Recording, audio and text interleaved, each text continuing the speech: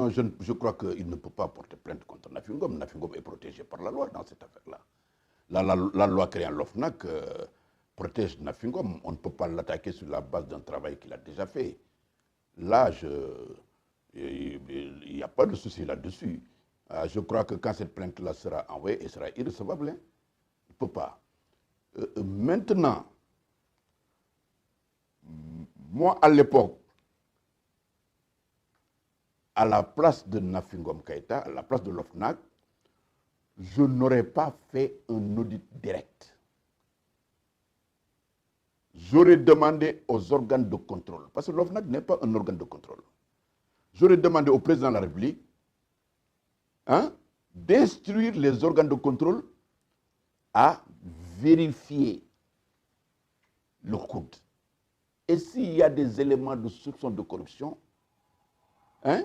mais le rapport sera transmis à l'OFNAC qui pourra faire ses enquêtes des enquêtes sur corruption. Et là, voilà, l'organe de contrôle pourra déterminer l'infraction de base de la corruption, si c'est un détournement de deniers publics, c'est une surfacturation, etc. L'organe de contrôle pourra vérifier régulièrement et sans contrainte, si vous voulez, le coude.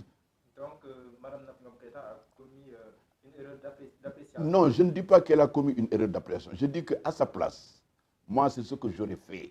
J'aurais demandé au président de la République, compte tenu de ce qui a été dénoncé, j'aurais demandé que le président déclenche une enquête ou une vérification administrative et financière au niveau des comptes.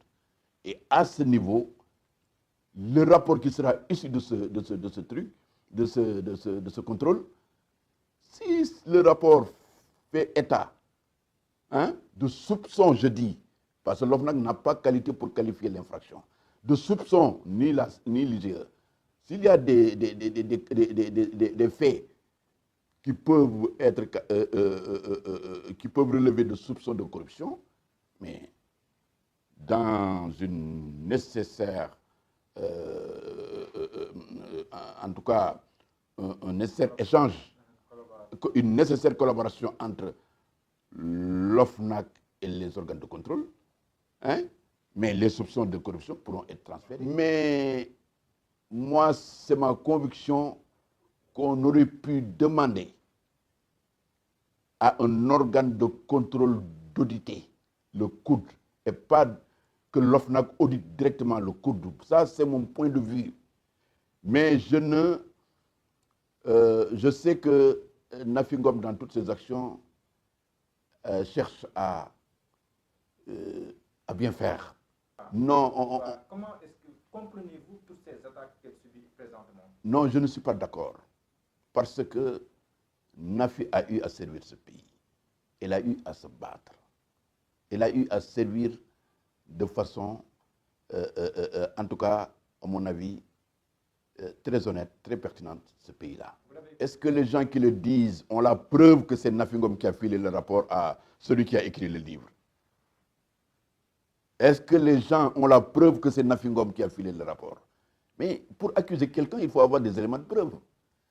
On ne peut pas se lever parce que c'est Nafi qui a commandité peut-être cet audit, dire que c'est Nafi Ngom qui l'a filé à celui qui a écrit le livre sur le coude. Donc là, moi, je ne suis pas dans cette dynamique-là. Non, je connais Nafi, c'est une grande dame. C'est une grande dame, elle a beaucoup de personnalité, et elle a une bonne pratique du contrôle. Et je ne crois pas qu'elle puisse arriver à ce niveau aussi bas, je ne crois pas. Mais ce qui est certain, moi, c'est que je maintiens ma position selon laquelle il n'y a pas de passerelle entre les organes de contrôle et les organes dédiés à la lutte contre la corruption et le blanchiment d'argent. Il n'y a pas de passerelle. Je vous remercie. Vous savez, le socle de la bonne gouvernance, le socle de la lutte contre le crime organisé, particulièrement dans sa dimension économique et financière, repose sur ce qu'on appelle un état de droit. Il faut aujourd'hui l'approfondissement de l'état de droit. À travers quoi? À travers une indépendance plus forte de la magistrature. faire de sorte que l'indépendance constitutionnelle de la magistrature reconnue depuis 1960 par les différentes constitutions soit reconnue et mise en œuvre.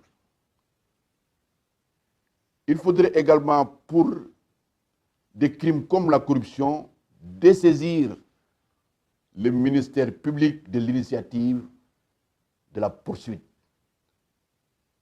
Cela nécessite une réforme du point de vue de procédure de l'OFNAC, parce que le ministère public est direct et maître des poursuites. Ça, je crois que ça ne facilite pas le...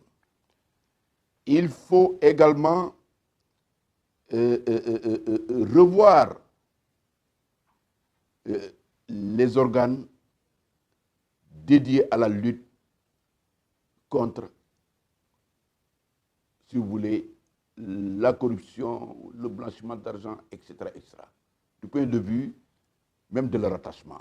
Moi, aujourd'hui, je crois que vous prenez une institution comme la CENTIF, je crois qu'il faut aujourd'hui qu'on pense, et les gens avaient pensé à cela à l'époque, il faudrait qu'on pense aujourd'hui à lui rendre une plus grande indépendance en déplaçant le rattachement du ministère des Finances à la Banque centrale.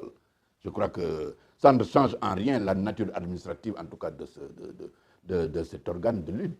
Je crois que Macky Sall a fait quand même des efforts.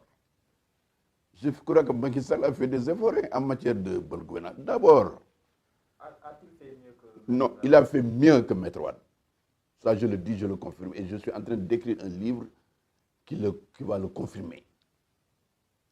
Je suis en train d'écrire un livre qui va confirmer qu'il a fait mieux. D'abord, la loi qui donne aujourd'hui énormément de prérogatives à la Cour des comptes en matière d'enquête, en matière de suivi-évaluation, hein, en matière de contrôle. Mais c'est une loi qui a été adoptée en 2012 avec Macky Sall. L'internalisation de la directive 06-2009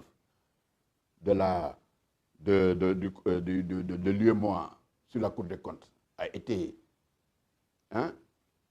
intégrée dans notre arsenal juridique par Macky Sall en 2012. Donc ça, c'est un acquis. Oui, mais hybride de sexe, ça s'est traduit par quoi? Mais à la limite, l'emprisonnement de Macky Sall est une farce. À la limite, c'est une farce politico-judiciaire, à la limite. Abdoulaye Wade ne poursuivait pas Idrissa Seck pour les intérêts de l'État du Sénégal.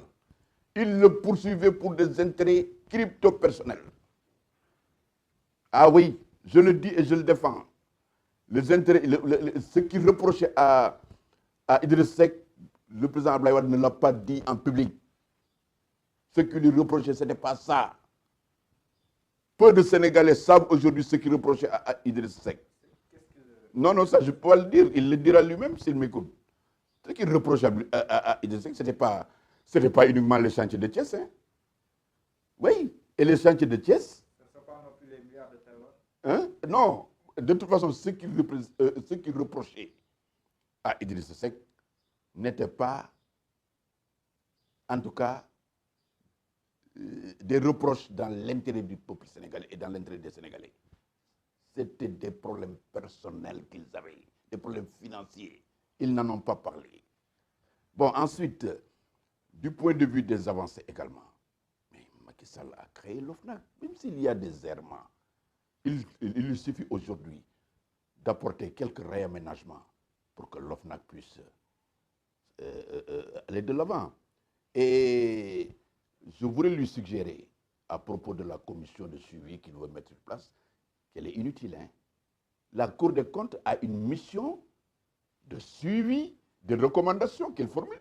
Donc la commission annoncée par le président... Non. Moi je lui suggère de ne pas prendre cette commission-là. La Cour des comptes, comme l'IGE, ont la compétence d'assurer le suivi des recommandations et des directives qui sont issues de leur rapport de contrôle. Ah oui, c'est dans la loi. Donc, mettre une commission, ça ne va que créer des problèmes. Ce qu'il faut aujourd'hui, c'est de faire injonction à ces structures-là pour qu'ils assurent régulièrement le suivi et qu'ils l'informent.